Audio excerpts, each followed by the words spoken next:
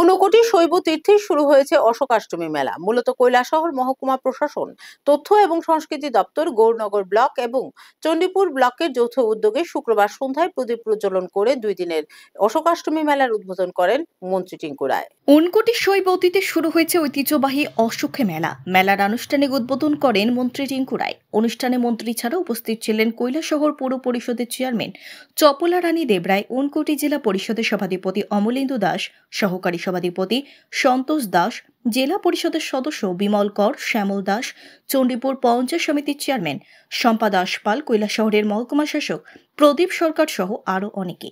মেলাকে কেন্দ্র করে শৈব তীর্থ ঊনকোটি পাহাড়ের রকমারি প্রচুর দোকান বসে।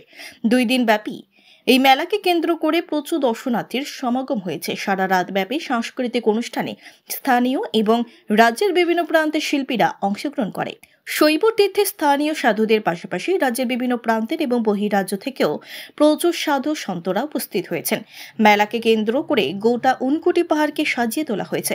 অনুষ্ঠানে স্বাগত বক্তব্য রাখেন মহকুমা শাসক প্রদীপ সরকার। উদ্বোধনী অনুষ্ঠানে বক্তব্য রাখতে গিয়ে মন্ত্রী টিঙ্কু রায় বলেন যে ঊনকোটি জেলাবাসীর কাছে এবং কৈলাসহরবাসীর কাছে শৈব তীর্থ ঊনকোটি এক বিশ্বাস ও স্বপ্নের জায়গা।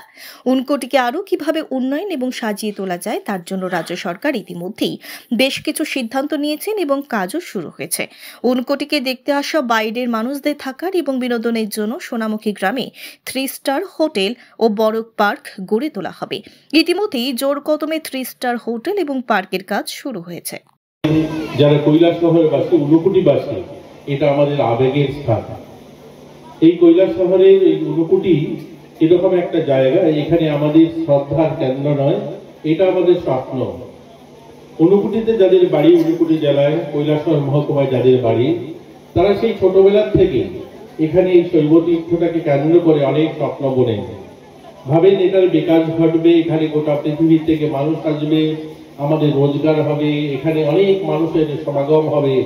এই স্বপ্ন শত শত বছর ধরে কৈলাসহরের মানুষ দেখে আসছে।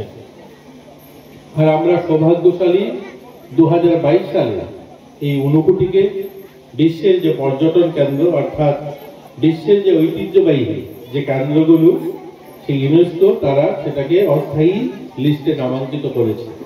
বলেছে পৃথিবীর যে সবচেয়ে সুন্দরতম যে জায়গাগুলো তার মধ্যে এটাও একটা জায়গা তারা লিপিবদ্ধ করেছে।